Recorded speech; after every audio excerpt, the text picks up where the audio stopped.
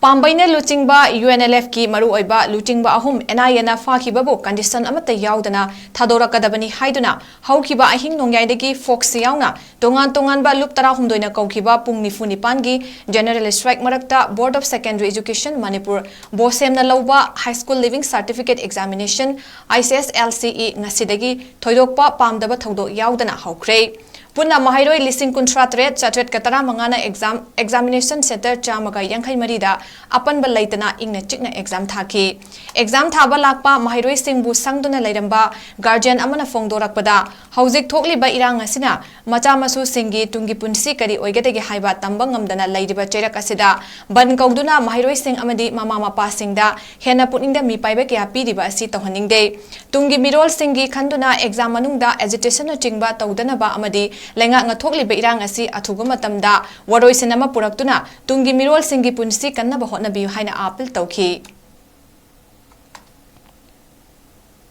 Ngarang sa sumbal luwar pa yan ngayon hadto. Pakada di pina so isa ni na sang basa sa doy na. Adung ba di krapa ka pala at tuwa tudong na. Moy da so na hay pakat kanun sa manay pe khani na dum di hay po. Ada ko ni ban gatok sala di ka mai sak kan ngay na dum ba di krapa. Moy ju masing khang dire hay bang khang dire du yawa ba di. Masing khang dire di nahalaga mo adu tok sala hay moy da Lai sepung tak mudah tak mudah kan mudah kan bam lagi lah. Jadi ada masuk kan bam di pekan hari na. Aduh, ibu tadi finish baru batam ni dia buat pekan hari manusia. Aduh,